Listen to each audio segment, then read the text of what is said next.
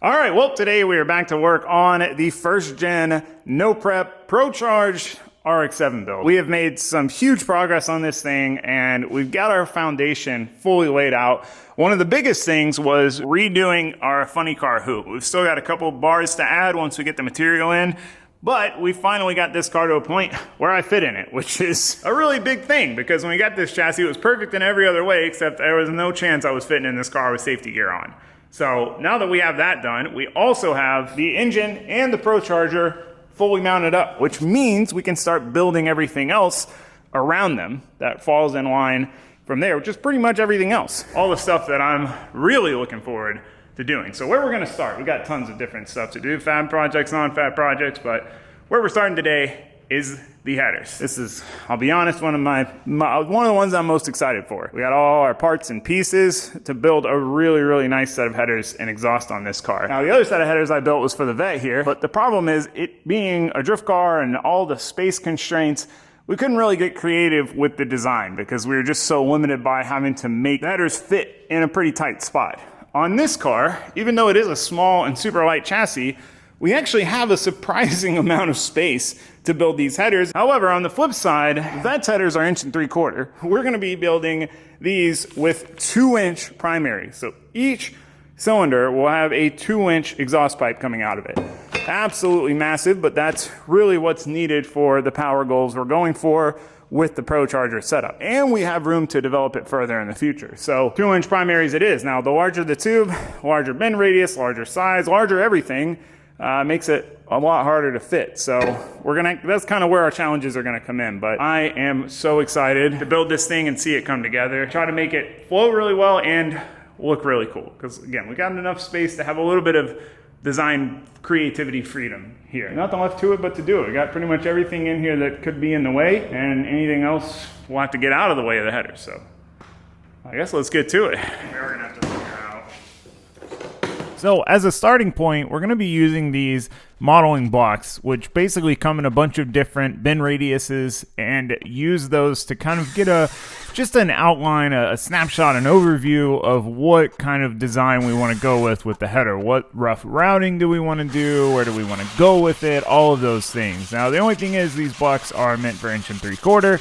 And we're using 2-inch, which our flanges are 2-inch as well. But since they're oval, because the LT ports are pretty oval, we're able to kind of squeeze these starter blocks in there and make this work. We're not trying to use this to then copy paste, design the whole thing with the blocks and then just make it out of stainless. It's really just, again, to play around with some ideas and get an idea of where we want to go. So one of the things we need to make sure we account for, one of the biggest things you have to account for when building headers, is spark plugs. Being able to get to them, the plug wire routing, all of those things. So we've got our start point. We've got an idea on our end point. We're playing around with some different ideas. We could go straight out as zoomies. We could go into this collector and do 4-inch bullhorns. We're still up in the air there. This car being a 3/4 tube chassis, still having the factory firewall and sheet metal there, does make any exit really pretty tricky. But that's one of the big ideas behind the blocks, is we can try out a bunch of different ways of doing this and see which one works without having to commit it to steel. So with the blocks, we have different bend radiuses, so that whether it's tighter or wider, and we don't have one that actually really matches the tubing we have, but we can play around with both the wider and the tighter to get an idea, because what we're trying to do here is make these equal length. And to do that, because we're exiting at the back, obviously those cylinders have a really short route to get out through that hole and get to wherever we're going, whereas the front two are not going to have that same luxury. So we've basically got to overcomplicate the back two so that we can get enough links so that they match the front two. But after playing with the modeling blocks, there's no substitute for the real thing. We got to break out the stainless and start committing something. All right, well, we have tried a bunch of different ways routing this exhaust with these pieces. The tricky part is we have this little bit of straight piece sticking out before we ever get to start bending. Whereas real world, when you're putting a piece of stainless here, starting it right in a bend, save yourself like 2-3 inches to get to the same amount of bend that you would with the blocks. So it's helpful to get some design ideas, but to really get a good direction on how we want to do it, we need to use some actual material. We're gonna cut these up see what we can come up with some real material, not these Lego blocks. No offense to the Lego blocks. Just saying. So basically, we're going to cut a variety pack of different pieces. So we are going to do some 90s, a full U, and then basically 3/4 of a U. So we'll have most of a U and 1/4 of that U. Now, before we can cut these in the dry cut saw, we've got to cut at least part of it, the U bend, otherwise it won't fit. But unfortunately, my dry cut saw is struggling, man. This thing is just laboring through these cuts, which makes the cuts really messy, and you end up with a lot of cleanup because you're heating up the piece of tubing like you would with an abrasive saw, which is not how this is supposed to be. So I think I'm going to just cut the rest of these on the bandsaw, which is saying something because it is tricky to get a straight cut through tubing on a bandsaw because it wants to bend and move different directions. But, you know, it's kind of a fine line, a balance, a give and take of the cleanup, and it was just going to take so much time to clean up the ones on the dry cut saw. But when you get to the long pieces, it's so tricky to cut them on the bandsaw because they want to rotate. So I think for these, we're probably going to have to just finish cutting them in the dry cut saw. You know, we just need a few different lengths for our mock-up so that we can play with a few different routes and have some options. But man, it's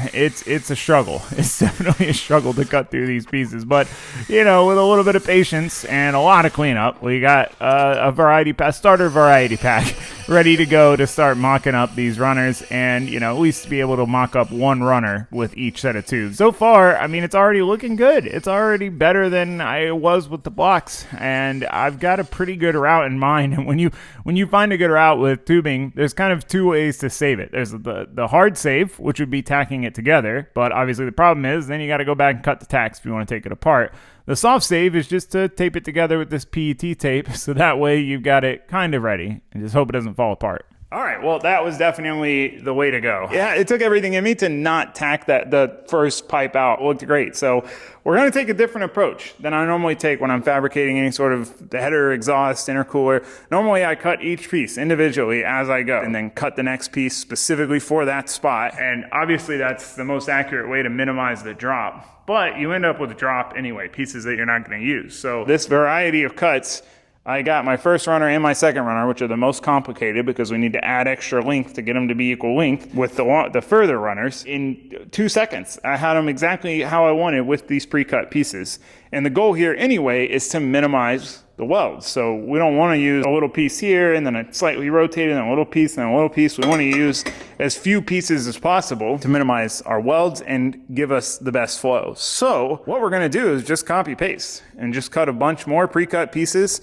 Maybe add a 90 or two with a leg on it, maybe a U-bend with a leg on it and whatever, just, you know, variety up a little bit.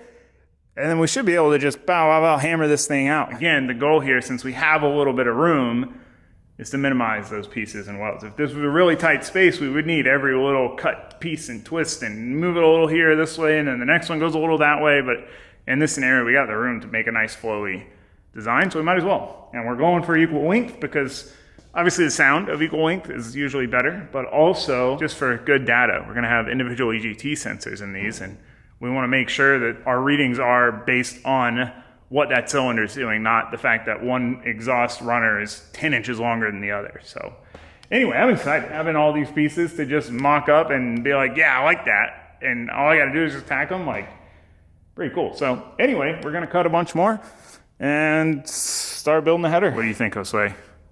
Game plan. Good game plan. Whoa. Oh, shit. Hide. Sitting outside the window for Dad's here. watching you. So basically, it's just rinse repeat for these pieces, so that way we can mock up multiple runners at a time before we commit to any one runner design. And you know, with just the addition of a few different flavors, some added characters on some different types of bends and pieces that, you know, we might need one with a little bit of a leg on it or not, or, you know, 2/3 of a U-bend. Just, you know, so it's adding a little more variety, a little more spice to the set of cuts, but we've got a lot of cuts to do. So Josue got to work cutting these things on the bandsaw as much as he can before moving to the dry cut saw, because again, we're trying to minimize our use on that. and I started getting ready to commit to our first runner. You know, there's a point where you want to keep mocking things up, and you want to, you know, in a perfect world, you could mock everything up without committing at all to any tacks. But at a certain point, you've got to tack it and move on, so that way you can mock up the next one. So, you know, we're going to have to commit to this and go ahead and start tacking it up. So we got it marked, we got it taped, because when you go to tack it, if you tack one side and nothing's holding the other side, it'll just pull up and then you'll have a gap. And you know, the fit and finish is so critical, and it's often overlooked. You know, if you have bad fit and finish and pieces are cut at angles or they're wavy and you have gaps, you're never going to be able to make it look nice, no matter how hard you try. Whereas if you have really, really good fit up, really clean pieces, you don't even have to be that decent at welding, and you can make it look semi-decent. So the fit up is everything. You know, the welding is just, it's really a small part of fabrication. So we've got our first runner tacked up, we've got it marked, but unfortunately it's not going to be that easy. Josue's working on, you know, cleaning out the inside of the pieces, which is probably the most time consuming part, using our current dry cut saw. Yeah, the bandsaw doesn't make them too messy, but the dry cut saw leaves a lot of slag. And I have to move on to opening up this header. Unfortunately, they're not just going to fit right in there. Nothing ever is bolt-on. We always make a joke about that, and these are no different. I ovaled out the tube where it's going to go into the flange, but it's still not enough, so I've got to open it up. Now, fortunately, I have this router, so I was able to basically use the router to keep it even and make it easier to be accurate, but also I'm not grinding it open all the way through. I'm leaving a lip at the bottom so it can't push too far in. Hopefully it'll make it a little bit more stout, and you know, we won't have to worry as much about opening it up too much, because we've still got that lip to make sure it's secure. It's not too open. We're not filling in any major gaps. So we've got our first runner tacked. We're relatively committed. I would say we're committed. Now we get to work on the rest of them now that we have the parts and pieces to do so. And it's really a matter of this second runner. It comes down to this one. However we decide to route this one is kind of the design philosophy and plan that we're going to use for the rest of the header. So this one's really to make it or break it. And to be sure, before we commit any further, I broke the Lego blocks back out and started playing with some different ideas just to see what speaks to me in the aesthetics department. There's a lot of ways to do this from a functional standpoint, but from a looks department, you know, we got to get it right. All right, well, we got all our pieces.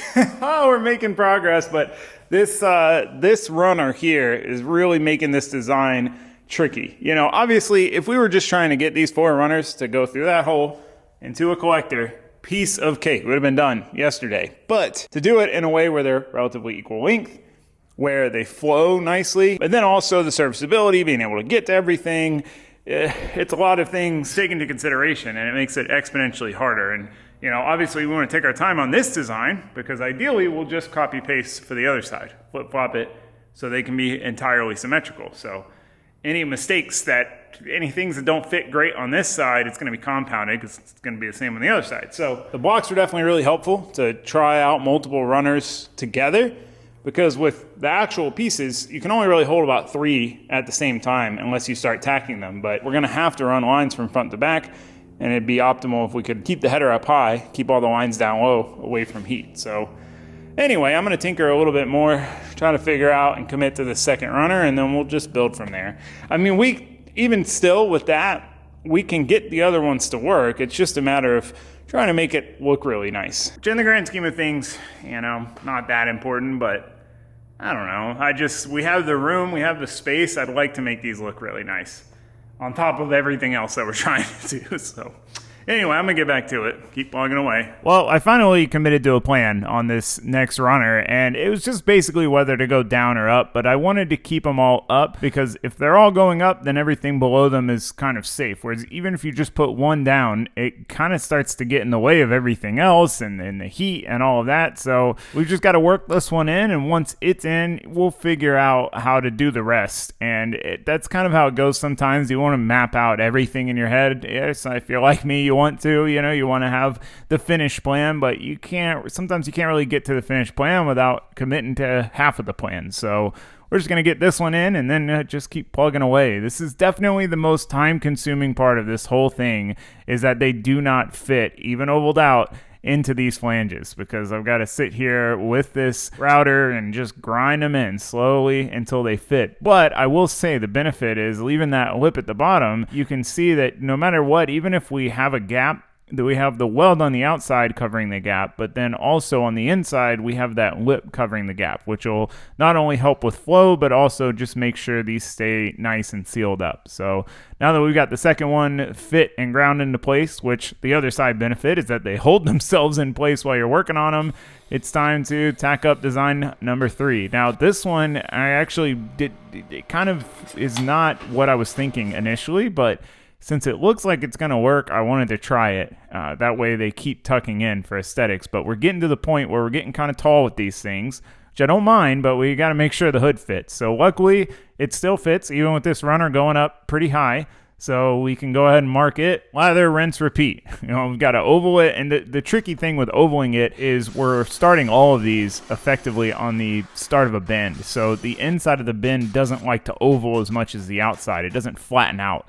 So it makes it tricky, but we also got a new Evolution dry cut saw blade, and I hadn't tried the Evolution saw blades yet, and so far this thing is cutting way better than the other ones, and it's cheaper, which is crazy. So we managed to get that on Amazon real quick so that we could, Josue could use it to cut more of this tubing without having to do it all in the bandsaw, because cutting it on the dry cut saw with a good blade like that, you get a nice straight cut and minimal cleanup. But with the bad blade, it was not fun. So we've got 3 out of 4, and this is kind of, you know, the fourth one, the last one's always the trickiest, and this one really is tricky. We've got to try a few different things to get this to do what we want it to do, because looks wise, this is of course the one you're going to see, and it's also the one that's kind of got the weirdest route, because we need to keep it as short as possible so that way we can try to keep it equal length with the other ones, but also we want it to match the styling of the other 3, and to do both of those things it's not an easy task. It definitely is not, and we tried a bunch of different ways, and it seems to be getting further from what we're looking for as we go, but finally we found a combination that did everything we wanted it to do. Kept it as short as possible, kept the same kind of styling of the other runners, and also fit. You know, that's obviously important. It's still got to fit at the end of the day. So went ahead and committed to the fourth one, got it tacked up, and then it's just a matter of marking it out and getting ready to tap it in, as Josue says. All right, well, we've got all of the start of our runners mapped out. Now, that being said, we've kind of set aside the material we need for the other side.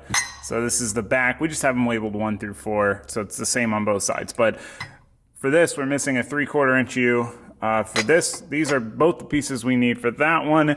This we're missing a 3/4 inch U, and this we're missing a 3/4 inch U. So we need 3 3/4 inch U's to get this side to the same point as this side. All 4 runners started like that, which we have just enough material for the 3/4 inch U's. We just got to finish cutting them, boom, boom, boom.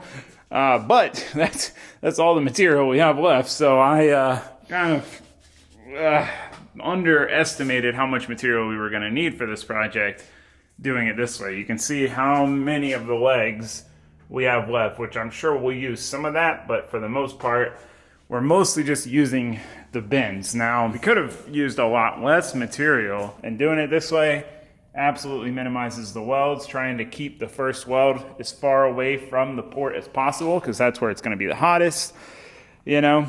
But anyway, I'm just I did not expect us to burn through 12 U-bends just to get to this point on both sides. That's kind of shocking. But it's okay. It is what it is. I did stash one away as like a emergency reserve. So we do have one more, and I think I might have one somewhere else, you know, that I might have grabbed for some other project and not used. I'm hoping. If we had 1 or 2 more, I think we can do it, because these are basically the pieces that we're left with. So yeah, it's kind of funny. I was just thinking about it, because we, you know, the nice thing about using pie cuts is like we could take those straight pieces and make like probably 5 pie cuts per. A lot of pie cuts, probably about 50 pie cuts. And then we could easily do this however we wanted it.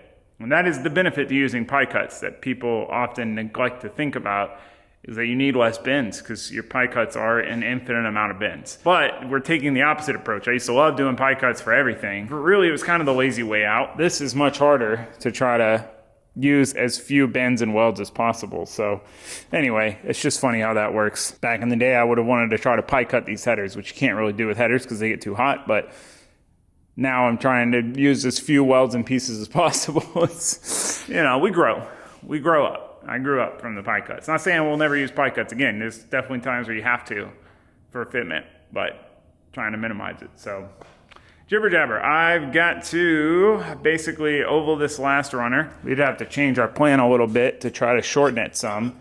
So instead of coming out from the runner and then going straight for about this long into this piece, we basically kick it towards the back of the car and then do our U. So we're trying to keep it as short as possible. So now it's about the same length as all the other runners to about the same point. So anyway, I got to oval it, modify the flange, and then we can start working from there, one step at a time. It's time to get back to work.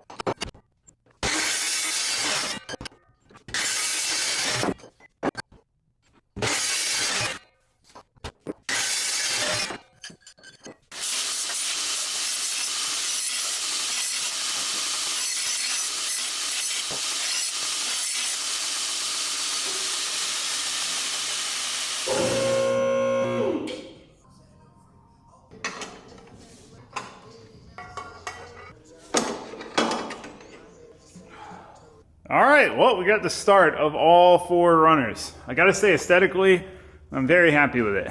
For the compromise of trying to keep them all equal lengths, I think we've got a nice uniform look going on. Yeah, wow, it's looking snazzy. I can't wait to see the other side. So what we're gonna do is I wanna start on the other side, but I also wanna save our progress on this side. As these pieces get longer, they're gonna wanna move around more. They're not gonna wanna stay in place like they are now. Gonna pull each runner off, back purge them, weld them, put it all back on just like this, and then pull the whole thing off, and then weld them to the flanges now. So let's get to welding. Normally, I avoid welding something out at all costs until the whole thing is complete. Because that way, if anything needs to change, it's as much as I hate cutting tacks, it's the worst. I try to avoid that at all costs, but it's still a lot easier than dealing with trying to cut something apart that you already welded together. But in this scenario, I want to get these locked into place, make any final adjustments, have them dialed, done, no more movement. They're not going to move around, and then that way we can try to exactly copy them onto the other side and make them as symmetrical as possible. So the way you generally weld headers is you weld each runner out individually. You know, if you had these all put together as one piece, it would be very hard to get to some of these welds. But since these are just individual runners, it's pretty easy. Not to mention, I'm so used to having a lot of pieces to weld together, and this is, you know, whew, what a change of pace to have at most 2 welds per runner. Granted, this is only half the header. We still have a whole nother half of the header to do, but still, it's pretty light work compared to what I'm used to having to do as far as how many welds. So it's kind of a nice change. Nice to be able to take my time, play around with some different settings, and, you know, try out running the post flow longer just to see how much the color changes and what's worth taking the extra time to do what's not. This is a great scenario to find out because, like I said, I budgeted significantly more time in my head to how long this was going to take me than what it actually took. So now that we've got them all welded out, it's time to put them back in place, fit them back in the flange exactly where we want them, and tack them. Now, instead of doing all 4 tacks at first, I'm tacking them only on the sides because they can't really rotate because they're kind of notched into the flange, but they can move in and out. And with 2 tacks on the sides, we can move them in and out, get our spacing just right where we like it, where we want it, and then put the other 2 tacks on to really lock them in place. So it gives us just a little more wiggle room in case we're not happy with how they fit as they were tacked initially.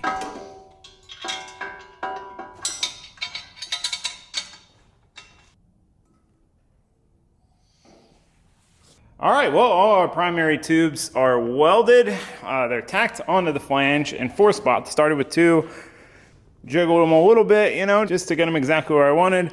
Then put the other 2 tacks on. Now they're all officialized. Pretty happy with how the welds came out. I kind of took my time a little more on these since they're not like pie cuts and I don't have 50 dang welds to do. I thought it was going to take longer to do the welds than it did because it's 1 to 2 welds per tube. But anyway, I played around with some stuff. So basically you can kind of see the color in that weld. That's another good example. There's a good bit of color and color change. And that means, while it looks pretty, that means that you don't have enough gas coverage. So on this one, I bumped the post flow up, so when you stop welding, how long the gas flows, and I got a lot more consistent of the gold color, basically a lot less color. But yeah, that's them welded, tacked. So we need to weld them to the flange. However, before we do that, we got to do something because we got to seal them off and back purge them 1 tube at a time. But you can't put the back purge plugs in at the flange because they'll melt. So it gets tricky, but I've got a plan. I want to make something that'll work for these flanges and other flanges in the future and allow us to back purge all out of using scrap material. That's my plan. So in the meantime, I'm going to go ahead and whip up the other side here. Now it's pretty much the same thing as the first side, so we're just going to snap our way through it 1 tube at a time. You ready? Set. Hold on, I gotta limber up. Oh, that was actually a good snap, but I thought it was going to be a weak one, so I didn't. Okay, ready? All right, well, header number 2 is most of the way done. It's at the same spot. You got them all, the primaries all welded up, back purge. You got 4 tacks on the flange, just like on this side. So really what's left is to weld them to the flange, but we got them pretty dang symmetrical. I mean, there's a couple subtle differences, but for the most part, I mean, you look like piecewise, same, clocking, about the same. They are pretty dang close. About as close as I was expecting to get them, you know? I mean, I know they're never going to be perfect. And I mean, even from here, when we weld them, things are going to shuffle around a little more. But, wow, it looks so cool. I mean, obviously, the initial purpose of doing the kind of up and loop was to get equal length. But I'm definitely not upset that it looks really cool. I've always seen some, you know, crazy-looking headers and always wanted to build a set of crazy looking headers. So I'm glad I got the opportunity to build a kind of high ride set of headers and build it for this. And functionally, again, equal length. The other thing is being able to get to the plugs. We can actually get them from the top, but you know, you can just reach in here from the bottom because everything's going up. Whereas, you know, if everything's going down, then you come from the top, whatever. But we've got plenty of access from the bottom because nothing encroaches on that. Not to mention, you know, line routing and stuff, all of our lines are going to be low anyway. So we keep the heat as far away from all the precious lines and wiring that are going to go down there. Got good separation of exhaust and everything else. So, yeah, wow, very satisfying. That was an enjoyable one. But we're going to try the hood on real quick. That's kind of a real moment of truth. All right, we'll try the hood on. Oh, man. That's going to look so gangster when it's done.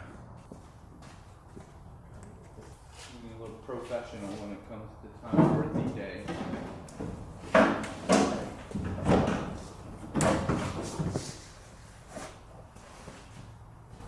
Oh, yeah, we're good. It's not like an inch clearance, not more. Oh, it's so cool looking into the hole. Look at that, take a peek. thing, the manifold with all the. It all looks alien. Everything looks alien. And the manifold looks alien. Everything's alien. Yeah, we gotta set it back on there. Everything's alien. Sick. It's so good. Whoa. Alright. Let's go. Take your back off. One piece at a time. Let's go. Here you go. So I don't like eating it. Alright. Next big moment.